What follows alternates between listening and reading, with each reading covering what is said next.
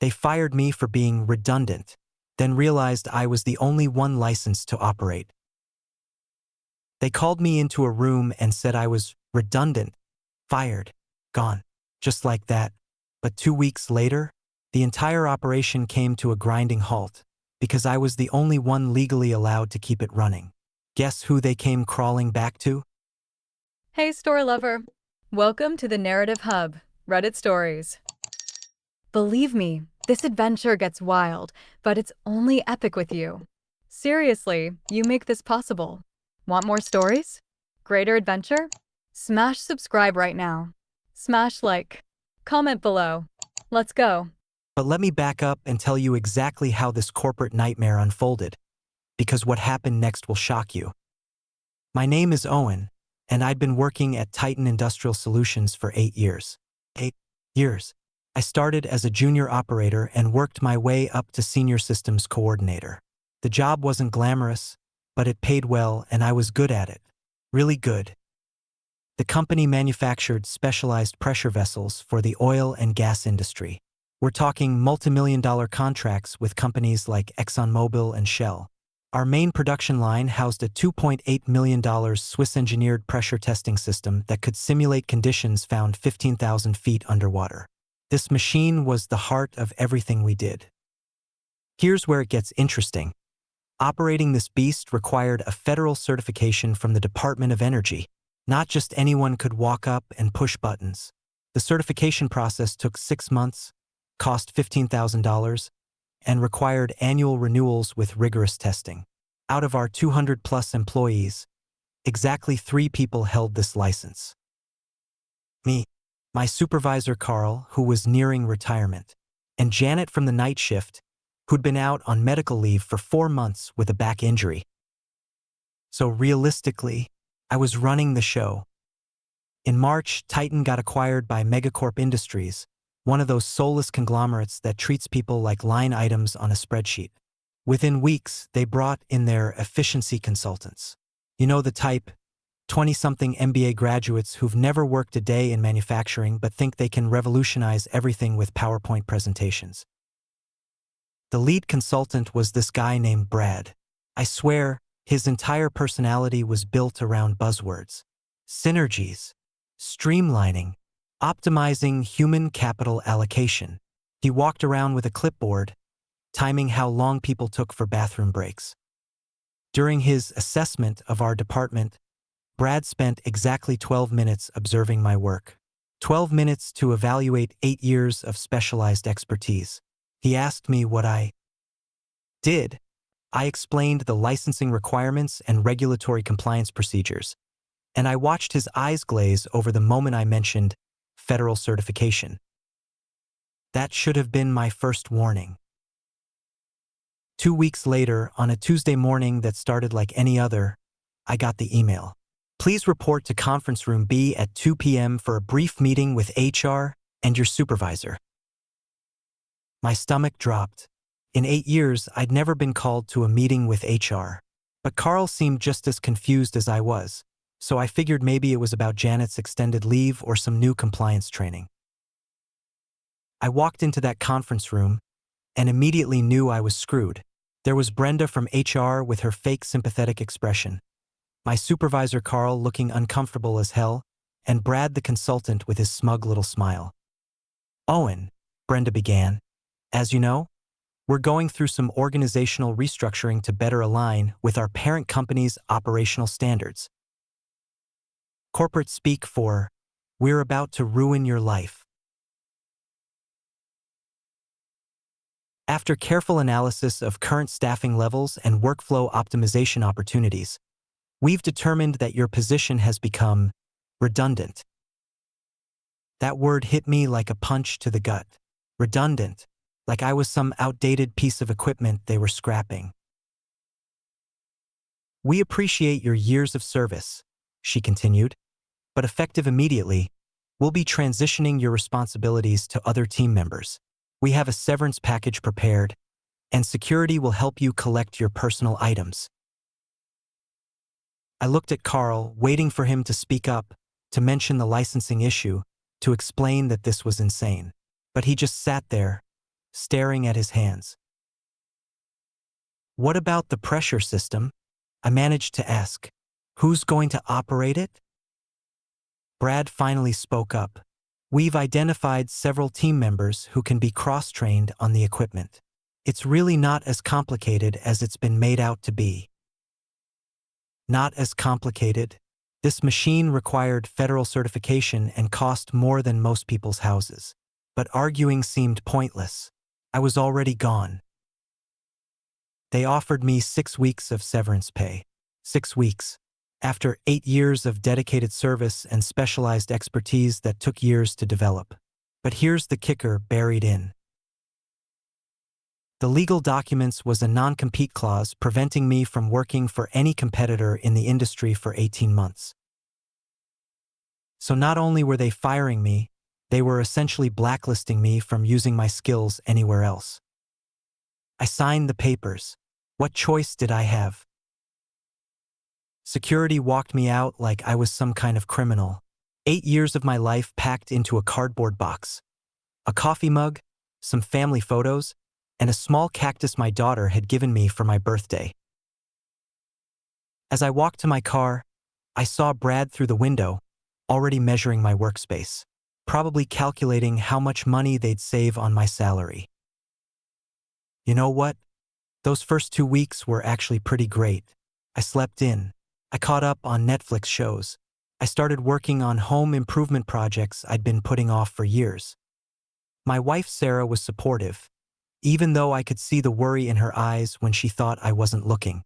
We had a mortgage, car payments, and our daughter Emma was starting her sophomore year at State University. My severance wouldn't last long. But I wasn't panicked yet. I had skills, experience, and a spotless record. How hard could it be to find another job? Meanwhile, I kept getting random texts from my former coworkers. Apparently, things at Titan were getting interesting. Day 3 after my termination, I got a text from Mike, one of the junior operators. Dude, they're trying to get Jenkins to run the pressure system.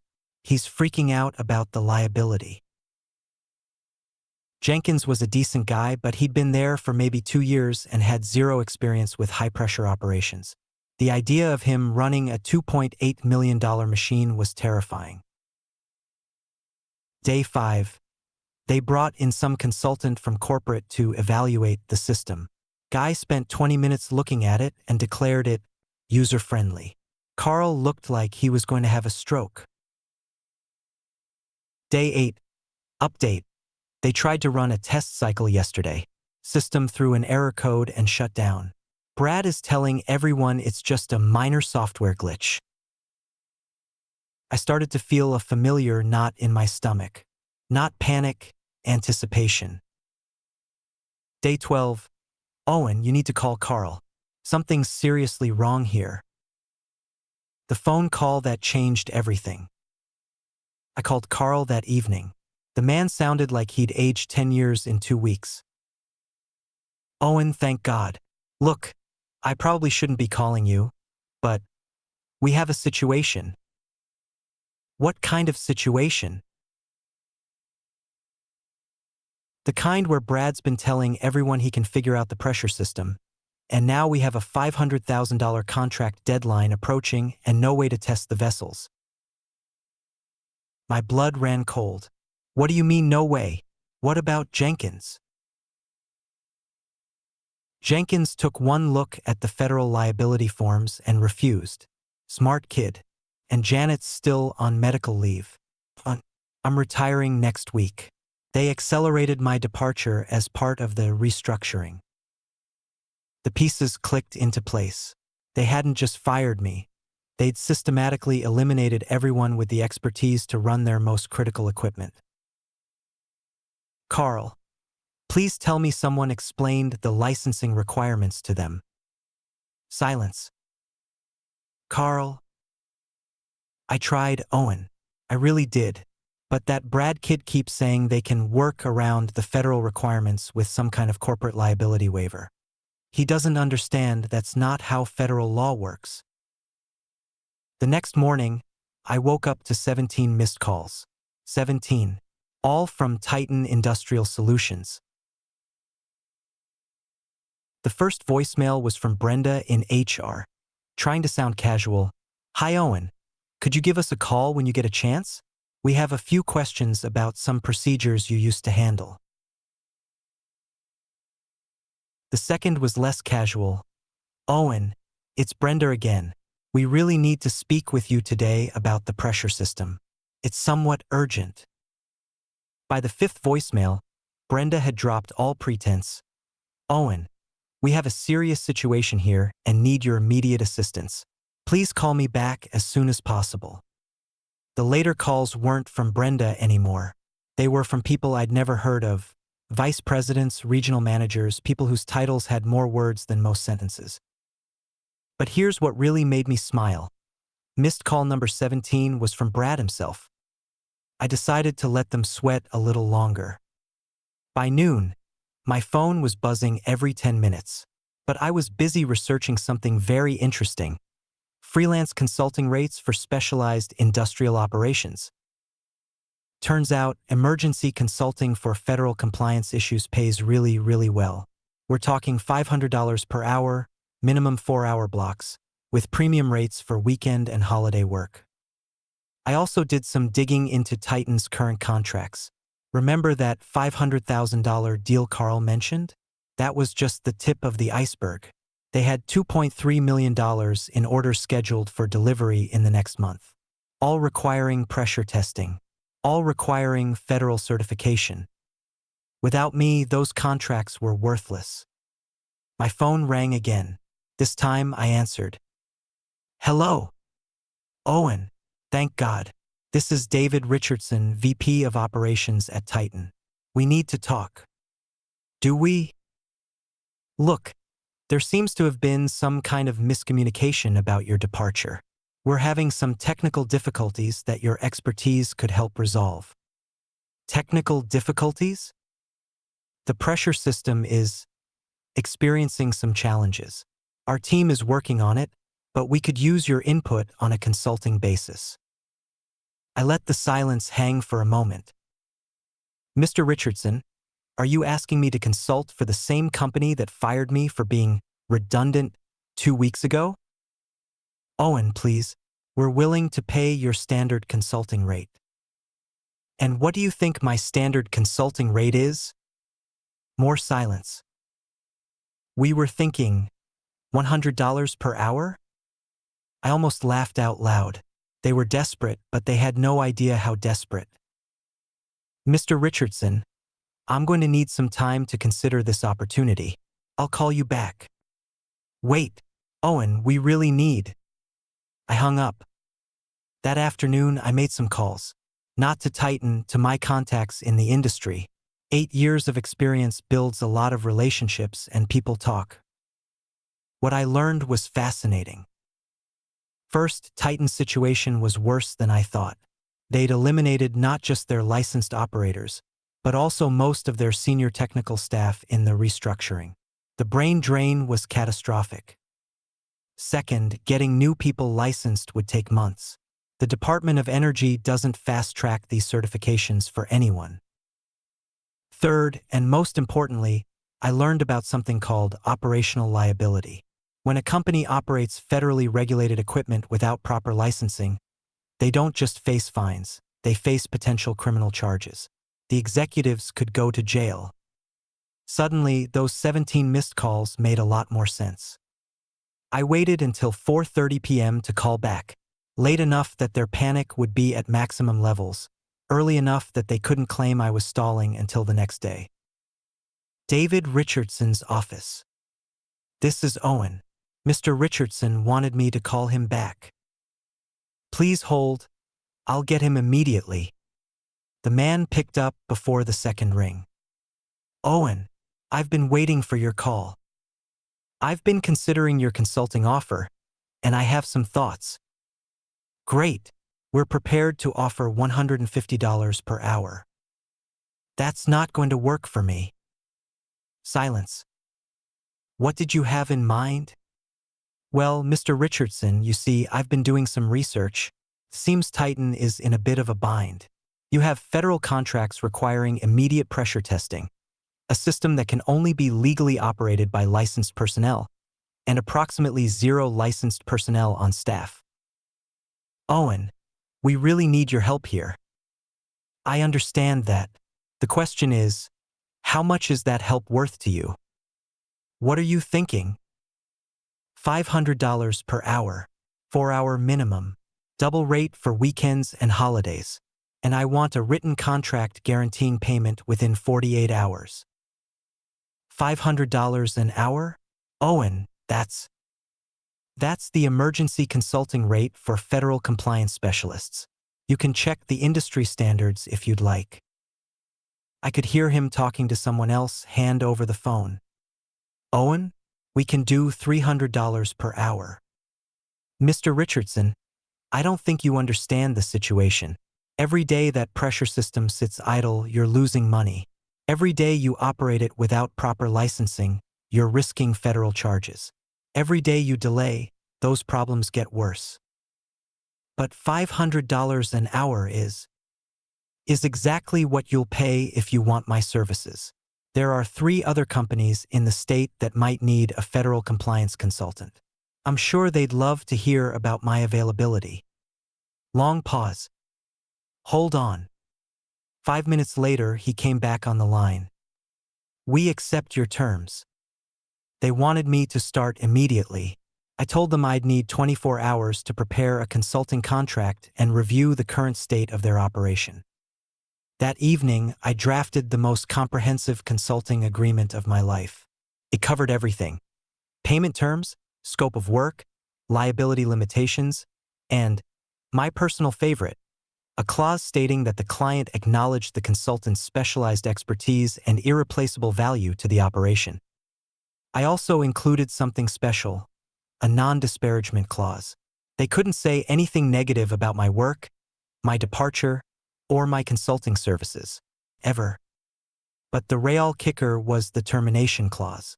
They could end the consulting agreement at any time, but they owed me a $10,000 termination fee plus payment for all scheduled hours for the remainder of that week. Essentially, firing me would cost them more than keeping me. Walking back into Titan Industrial Solutions the next morning was surreal. The same security guard who'd escorted me out 2 weeks earlier now had my name on the visitors list and was handing me a temporary badge. Good to see you back, Owen. Just visiting, Jim.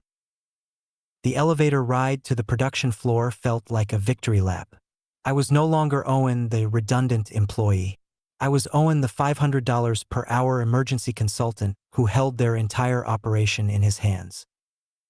Brad was waiting for me in the lobby, and the transformation was incredible. Gone was the smug confidence. He looked like a man who hadn't slept in days. Owen, thank you so much for coming in. We really appreciate you helping us out during this transition period. Transition period. Like they were still pretending this was all part of some grand plan. Let's take a look at what we're dealing with, I said. The production floor was a disaster. The pressure system sat silent, surrounded by confused-looking workers who were clearly afraid to touch anything. There were printed emails taped to various surfaces. Desperate attempts to document procedures that should have been in my head, not scattered across random pieces of paper. Someone had tried to create a user manual for the system using screenshots and hand-drawn diagrams. It was like watching someone try to perform brain surgery with a cookbook written by a third grader. So, I said, surveying the chaos, who's been attempting to operate this equipment? Brad shifted uncomfortably. We've had several team members working to understand the system. And how has that been going? Well, there have been some challenges. I walked over to the main control panel. Error codes everywhere. Someone had managed to trigger a safety shutdown that required specialized reset procedures. The kind of procedures that weren't written down anywhere because they required years of experience to handle properly. What's the status on your current contracts? I asked. We have several deliveries scheduled for next week. Very important clients. And you've tested exactly how many pressure vessels? Brad's silence was answer enough. I spent the next hour methodically resetting the system. Each step required knowledge that existed nowhere except in my head. Reset codes that weren't in any manual. Calibration procedures that I developed through trial and error over years of operation. Safety checks that could prevent catastrophic failure. As I worked, a crowd gathered. Workers, supervisors, managers, everyone wanted to see the magic happen. The machine that had been a $2.8 million paperweight for 2 weeks was slowly coming back to life.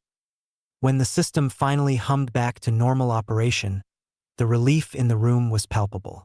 But I wasn't done yet. Now, I announced, let's talk about what it's going to take to keep this running. I gathered the management team in the conference room, the same room where they'd fired me. Here's the situation, I began. This machine requires daily calibration checks, weekly maintenance protocols, and monthly compliance reports. All of these procedures require federal licensing. Without proper oversight, you're not just risking equipment failure, you're risking federal charges for regulatory violations.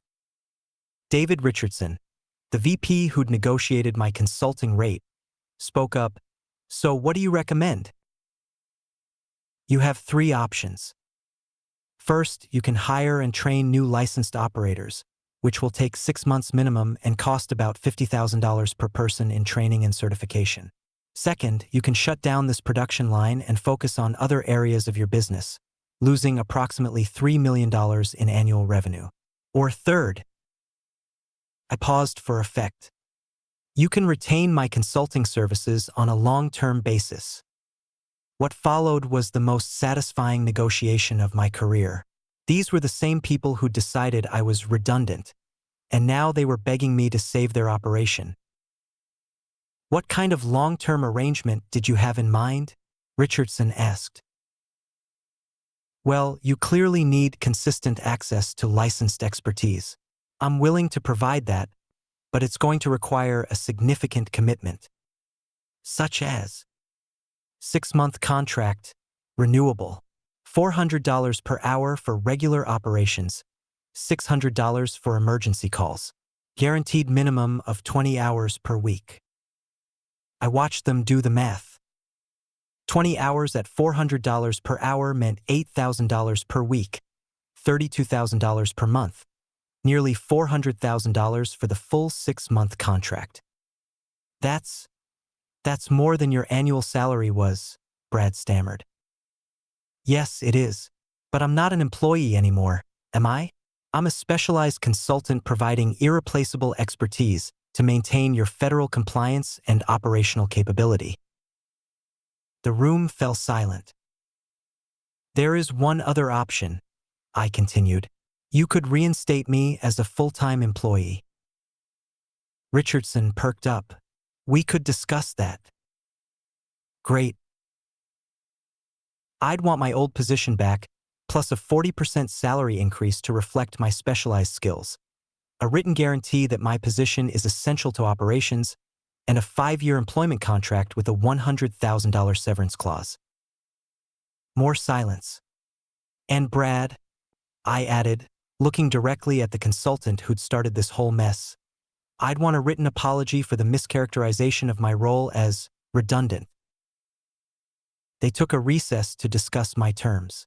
I waited in the break room, calmly eating a sandwich while text messages poured in from my former coworkers who'd heard through the grapevine that I was back. Dude, is it true you're charging them $500 an hour? Please tell me you're making them pay through the nose. The look on Brad's face is priceless. After an hour, Richardson came to find me. Owen, we've discussed your proposals, and we'd like to move forward with reinstating you as a full-time employee. All of my terms? Yes, all of them. Including the written apology from Brad? Richardson looked uncomfortable. We'll work something out. No, Mr. Richardson. Either I get everything I asked for, or I walk out that door and you can figure out how to explain to your clients why their $2.3 million in orders won't be delivered. 10 minutes later, Brad knocked on the break room door with a typed letter of apology. His hands were shaking as he handed it to me.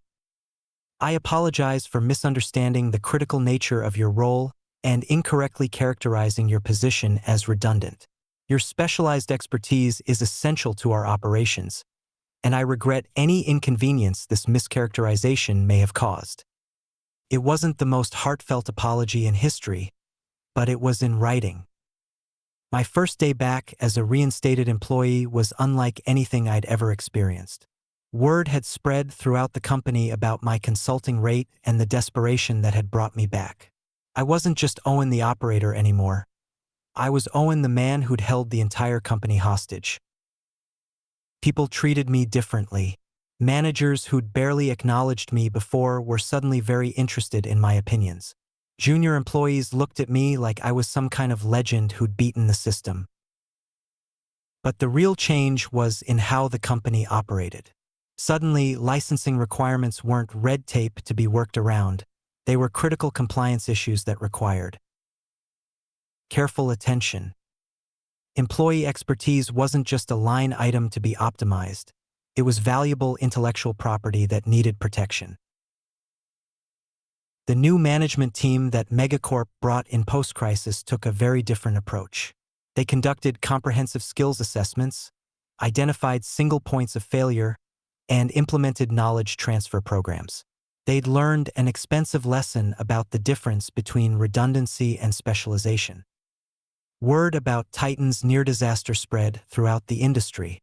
Other companies started reviewing their own operations, identifying employees with specialized certifications, and implementing better retention strategies. I started getting calls from industry publications wanting to interview me about the incident. One article in Industrial Safety Quarterly called it the $2.8 million mistake. What happens when companies confuse cost-cutting with efficiency? The story became a case study in several business schools, illustrating the dangers of eliminating specialized knowledge without understanding operational dependencies. But the biggest change was in how I saw myself. I'd spent 8 years thinking of myself as just another employee, grateful to have a steady paycheck and decent benefits. The crisis forced me to recognize my actual market value and the irreplaceable nature of my expertise. I started networking more actively in the industry, building relationships with other specialized operators and compliance experts. I realized that my knowledge wasn't just valuable to Titan, it was valuable to any company dealing with similar equipment and regulations. Within 6 months, I was fielding offers from competitors. Not just job offers, consulting opportunities, speaking engagements, and training contracts. My experience at Titan had accidentally positioned me as an expert in operational risk management and regulatory compliance. 6 months after my return, Brad the efficiency consultant quietly disappeared from Titan's roster. No announcement, no farewell party, no explanation. He was just gone. I later heard through industry contacts that Megacorp had reassigned him to a different division after the Titan incident. Apparently, nearly shutting down a profitable operation through misguided cost-cutting wasn't the kind of efficiency they were looking for. His departure felt like the final piece of justice falling into place. The man who'd dismissed 8 years of specialized expertise in 12 minutes had learned his own lesson about redundancy. Today, almost a year later, I'm still at Titan Industrial Solutions. But the job is completely different. I'm not just operating equipment. I'm leading training programs, developing compliance protocols, and mentoring the next generation of licensed operators. My salary is 40% higher than before, as promised. But more importantly, my role is documented, protected, and recognized as essential to operations. The company has invested in cross-training programs to ensure they're never again dependent on a single person, but they've also implemented retention strategies to keep specialized expertise in-house. The pressure testing system runs smoothly, contracts are delivered on time, and federal inspectors consistently rate our compliance as exemplary. Everything they thought they could achieve without me, they're now achieving better with me. This experience taught me something crucial about the modern workplace. Companies often confuse cost with value and employees with expertise. Just because someone's salary seems like an easy target for cost-cutting doesn't mean their contribution can be easily replaced. Specialized knowledge, regulatory compliance, and operational expertise aren't just nice-to-haves. They're business-critical capabilities that can make or break an organization. When companies fail to recognize this distinction, they create enormous vulnerabilities that can cost far more than the salaries they're trying to save. The irony is perfect. They fired me for being redundant, and then paid me triple my annual salary to come back and do the same job. All because they failed to understand the difference between a position and the specialized expertise required to fill it effectively. But here's what makes this story truly satisfying. It's not really about revenge. Yes, there was poetic justice in watching the people who dismissed me scramble to get me back. Yes, it felt good to negotiate from a position of strength after being discarded like outdated equipment. But the real victory was discovering my own worth and building a career based on that knowledge. The crisis forced me to recognize expertise I'd been taking for granted and market value I'd never bothered to calculate. Today, I'm not just financially better off. I'm professionally more confident, strategically more aware, and personally more fulfilled. The company that tried to make me redundant accidentally helped me become irreplaceable. And that, more than any consulting fee or written apology, is the sweetest victory of all. If you take anything from this story, let it be this: understand your own value before someone else tries to define it for you. Document your expertise, quantify your contributions, and never assume that just because you're not in management, you're not essential to operations. Companies will always try to optimize costs, and sometimes that means eliminating positions that seem redundant on paper. But paper doesn't capture specialized knowledge, regulatory requirements, or the countless small decisions that keep complex operations running smoothly. Know what makes you irreplaceable, because the moment someone calls you redundant, you'd better be ready to prove them wrong. And trust me, there's nothing quite like the phone call from the company that fired you, begging you to come back and save them from their own mistakes. They called me redundant, but when their multi-million-dollar operation ground to a halt, guess who turned out to be absolutely essential? Sometimes the best revenge is simply being right.